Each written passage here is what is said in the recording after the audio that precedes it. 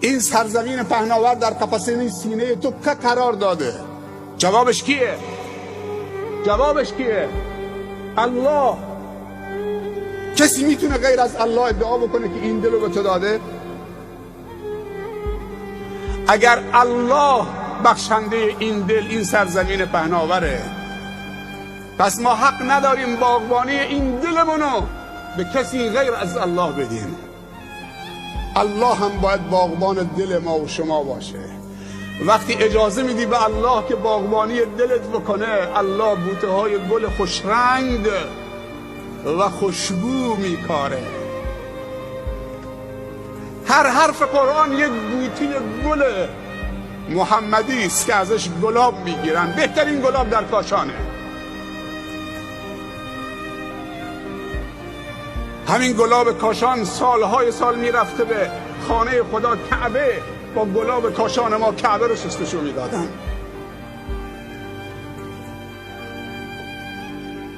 اگر باغبانی دلمون رو به الله بدیم و الله باغبان دلمون باشه، هر نقطه پهناور این زمین پهناور که دل ما و شما باشه یک بوتی گله، هم خوشرنگ و جذاب و هم خوشبو و معطر.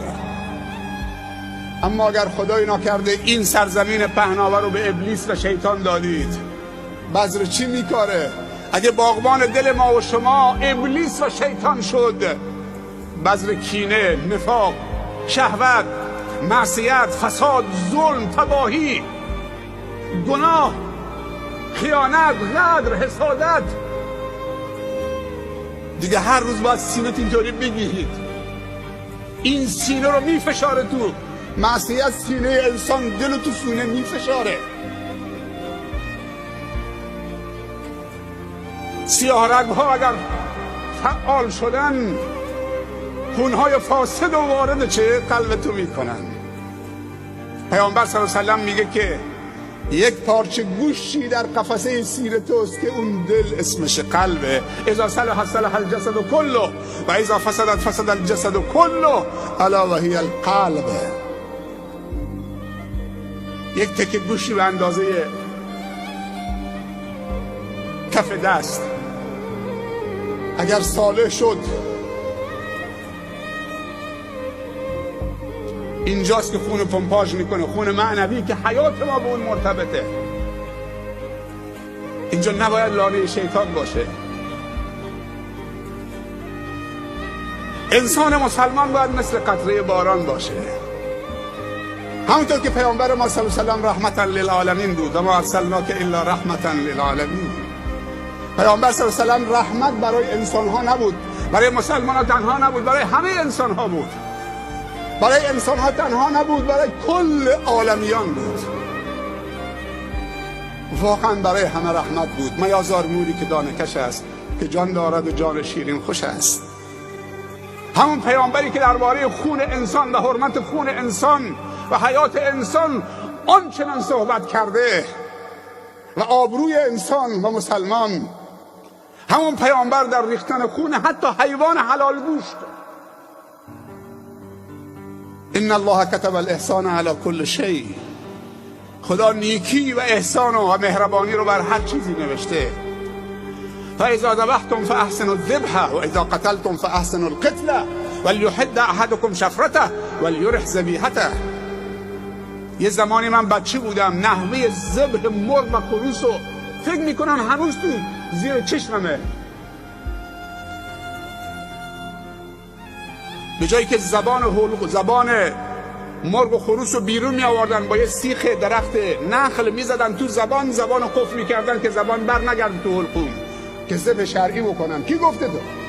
مرغ و خروس زنده اینطوری ذبح می کردن، سیخ می زدن زنده تو زبانش، کف می کردن منقارش که این زبان بر نگرده هنگام ذبح. تو حق ندارید. پیامبر میگه وقتی میخواید حیوان حلال گوشتی رو ذبح بکنید، کار تو چه؟ کار دو تیز کن که تا گذاشتی چه قد بکنه و حیوان رو عذاب نده. کسی حق نداره با کارد اره حیوان حلال گوشت بکشه. یک ضربه تمام شده مثل باریکی لب شمشیر تا زد قد بکنه اون ودجه، اون دوتا مهره ها رو.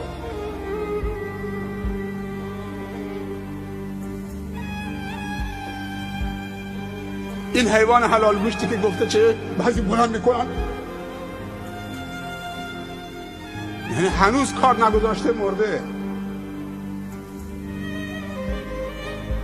حضرت علی رضی الله عنه وقتی خنجر خورد از دست اون ابن ملجم خارجی، خنجر تو پیشونیش بود، زد پنجه، با این پنجهش زد دسته خنجر رو گرفت، فزت و رب الکعبه، رستگار شدم به رب کعبه قسم.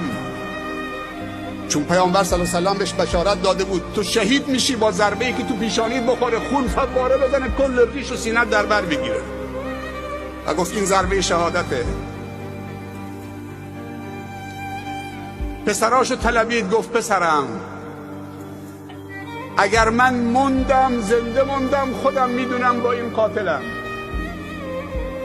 خوب دقت بکنید کی این حرفو داره میزنه. ضربه خورده میگه فزت و رب الکعبه، میگه پسرم اگر من زنده موندم خودم میدونم، گذشت میکنم، عفو میکنم، میبخشم یا قصاص میگیرم.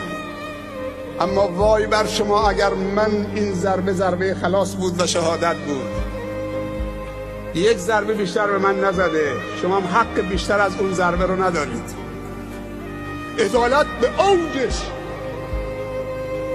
اونم در چه جایگاهی، در چه لحظه‌ای که خون کم کم از بدنش داره میره. میگه اگر من رفتم و این ضربه شهادتم بود، این ابن ملجم فقط یک ضربه بر من بیشتر وارد نکرده. حق نداری بیشتر وارد بکنید، حق ندارید انگشتاشو قطع بکنید، ناخناشو بکشید، مسلش بکنید، زبانشو در بیارید، دماغشو ببرید، گوششو ببرید، یک ماه یک هفته بهشون غذا ندید. اینا اسیر شمان. همون غذایی که خودتون میخورید بدید صبحانه نهار شام، احترامشون بکنید. فقط ضربه خلاص یک ضربه. الله اکبر. امروز این عدالت کجاست؟ تو دنیا یافت میشه؟ این عدالت علوی کجاست امروز؟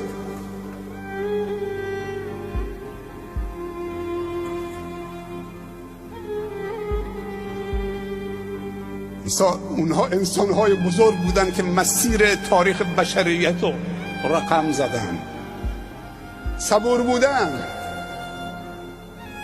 دو، افق دیدت و نگاهتو بلند کردن. ما وقتی بچه بودیم تو شهر خودمون تو سورو میگفتن هر کسی نگاه سر بینیش بکنه کاچ میشه. میدونی کاچ میشه یعنی چی؟ نمیدونم شما چی میگی؟ یعنی کافیه که 5 دقیقه نگاه سر بینید بکنید، سر دور میزنید تق میافتید. بیا اینجا بیست، 5 دقیقه نگاه سر بینید بکن، چشمت به این طرف این طرف میره. ولی وقتی این نگاه تو از سر بینید بلند میکنید دورتر میره، تعادلت حفظ میشه. هر چی دیدت بلندتر باشه وسعت دیدت وسیع‌تر خواهد شد، بزرگتر خواهد شد. شما روی زمین نگاه کن چقدر وسیع دارید، چقدر وسعت دارید. برو بالاتر، رو دکلی بیست، بالای اون مناره گنبد برو، بعد از اون بالا نگاه کن. برو بلندی کوه، از اون پایین نگاه کن. برو تو هلیکوپتر، برو تو هواپیما، از اون بالا به زمین نگاه کن، چقدر وسعت دیدت بزرگ میشه. اونهایی که دل بزرگ دارن وسعت دیدشون خیلی بزرگه. پیامبر صلی الله علیه و سلم از جزیره العرب خارج نشد ولی نگاهش رفت تا آفاق. ما 300 میلیون نفر جمعیت مسلمان شافعی مذهب مالایو داریم در جنوب شرق آسیا. 250 میلیونشون در اندونزی هستن، بزرگترین کشور اسلامی از نظر جمعیت. مالایو 16 میلیون در مالازی، در برونای، در سنگاپور، در جنوب تایلند. 300 میلیون با اخلاق تجار مسلمان شدن. پیامبر از جزیره العرب خارج نشد، 2 بار خارج شد، یک بار در نوجوانی، یک بار در جوانی، در قافله خدیجه رفت. ولی دینش تا کجا رفته؟ به آفاق رسیده، چون به همه فکر میکرد. نگاهش خیلی بلند بود. نگاهتون رو به حسینه چهره منحصر نکنید، بچه هاتون رو بذارید بزرگ بشن، نگاهشون جهانی بکنید. چین عرب همارا، هندوستان همارا، مسلم هموطن ہے، سارا جهان همارا. علامه اقبال لاهوری میگه این 2 تا سبب برای انشراح صدر. اما سبب سوم که خیلی مهمه، مخالف پذیری در کنار خودت. کسی که با تو اختلاف سلیقه داره، اختلاف نظر داره، اختلاف مذهب داره، اختلاف دین داره، اختلاف ایده داره، اختلاف فکر داره، این که بتونی بپذیری یک زندگی مسالمت آمیز در کنار همدیگه داشته باشید. عیسی به دینش، موسی به دینش، هر کسی کسی رو قانع کرد اختیار داره. در یک جوی از مهربانی، صفا و صمیمیت در کنار همدیگه. انسان‌هایی که دلشون کوچکه میتونن مخالف بپذیرن؟ فقط نابود کن، حذف کن، دور کن. اینا دلهاشون خیلی کوچکه. سومین نشانه انشراح صدر مخالف پذیری در کنار خودت، فرهنگ همزیستی و تعایش. چقدر زیباست که به مخالفمون فرصت بدیم، قضاوت نکنیم. تو حق نداری درباره هیچ کس قضاوت بکنی، احکم الحاکمین خودشه. اگه دوست داریش کمکش کن. تو حق نداری اگه شرابخوری داره، شراب میخوره، بگی ملعون نجس شراب خورده، این جهنمیه. گریه و زاری و تواضع و معصیت خیلی بهتر از تکبر و عبادته. اونی که با نمازش مغروره، با 2 رکعت نماز و روزش مغروره، خیلی دورتره. آیا نمیترسی که فردا اون شرابخوار توبه بکنی بیاد جای تو با نمازت مغرورید، منت سر خدا و خلق خدا میذارید بیرید جای اون؟ بعضی انسان ها پشت تسبیحشون قایم شدن، بعضی انسان ها پشت حجشون قایم شدن. طرف فکر میکنه وقتی رفت حاجی شد دیگه هر کاری دلش میخواد بکنه، یه مجوز حج رفتن. بعضی ها پشت نمازشون قایم شدن، هر کسی نماز میخونه دیگه آزاده. اینطوری نیست. اگه راست میگی کمکش کن تا دست از این شراب بکشه. علمای ما عادت کردن فقط میرن مسجد، مدرسه دینی، مسجد، مدرسه دینی، تو بازار نمیرن چون اونجا اهل معصیتن. اگه گاه وقتم تو بازار برن اینطوری باید برن که چشمشون به نامحرم نیفته. پس بشین تو خونه تا جوانا بیان، برو تو مسجد بشین تا جوانا بیان، برو تو مدرسه دینی بشین دور خودت هم یه دیوار بکش تا جوانا بیان. با تو مسئول متدینین هستی، مسئول اونا هم هستید. اونا بگردن تو حق دارن. علما تو عروسی نمیرن که اونجا، اگه بزرگان تو عروسی نمیرن، تو بازار نرن، تو محل کار مردم نرن، تو دانشگاه نرن، کنار ساحل نرن، تو پارک نرن. طوری شده که علما دیگه روشون نمیشه تو پارک برن، روشون نمیشه تو بازار برن. با بازار یثرب یه روزی دست یهود بود. اقتصاد یثرب قبل از هجرت رسول الله صلی الله علیه و دست یهود بود. 3 قبیله بزرگ یهود در یثرب زندگی میکردن، قبیله بنی نظیر و بنی قینقاع و بنی قریظه. وقتی پیامبر صلی الله علیه و سلم رفت نگفت برید بازارشون رو نابود بکنید. حرفه، فن، تجارت، بازار، کشاورزی دست یهود بود. پیامبر یکی یکی صحابه رو فرستاد تو بازار. به جایی رسید که بازار مدینه دست عشره مبشره به بهشت افتاد. عبدالله ابن عمر رضی الله عنهما گاه وقتی با یک غلامی داشت میرفت تو بازار، مغازه به مغازه سلام میکرد، دعای برکت میکرد، میرن مغازه بعدی. بعد غلامش میگفت سرورم، سیدم، چیزی نخریدید؟ بازار محل خرید و فروشه. گفت چرا نمیفهمی؟ ما رفتیم بر اهل بازار سلام بکنیم، دعای برکت بکنیم، انگیزه بهشون بدیم تا این سنگر رو حفظ بکنیم. انسانهای بی تقوا اگر بازار رو قبضه کردن، اقتصاد، مالی هم که کمک میکنن، اصلا اقتصاد وقتی که مسموم شد دیگه نه نماز جواب میده، نه روزه جواب میده، نه تلاوت قرآن جواب میده، نه حج جواب میده. اقتصاد رو باید سالم نگه داشت، فرهنگ رو باید سالم نگه داشت. اگر امکان گناه و استمرار گناه برای انسان ممکن نباشد، توبه فایده‌ای ندارد. توبه جذاب و زیباست که استمرار گناه برای تو باشد. دیگه از خدا میترسم. من میرم تو بازار چشمی به نامحرم افتاد، چشمی میندازم پایین. ولی من نمیرم بازار چون که اگه برم چشمم به نامحرم افتاده. پس تو خیلی ضعیف الایمانید.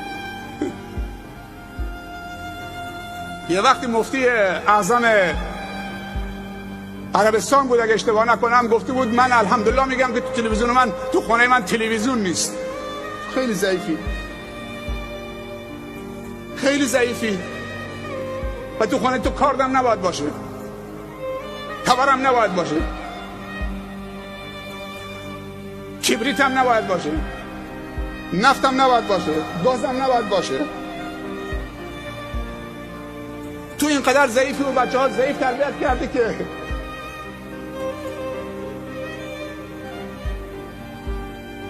و این معاذالله کجاست؟ و معاذالله کجاست؟ برای هر یوسفی زلیخایی هست. زلیخا به یوسف گفت هیت لک، گفت معاذالله انه ربی احسن مثوای. پدیده ها رو نمیشه از همه گرفت، جمعش کرد. پدیده ها باید جهت داد. اینترنت پدیده هست، فضای مجازی، این امکاناتی که الان هست، همین امکاناتی که اینجاست الان این برنامه رو جهانی کرده، آنلاین داره پخش میشه دنیا به زبانهای مختلف. حداقل 150 میلیون نفر فارسی زبان دارن مشاهده میکنن. چقدر فایده داره؟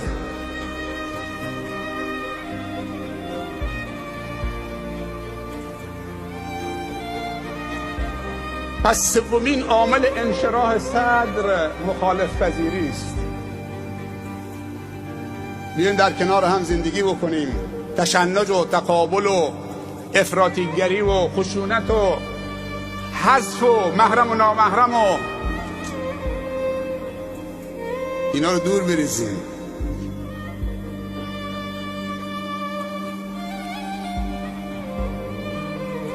خب امشب عروسیه، خیلی برنامه خوب دوستان ارائه دادن، خیلی عالی بود،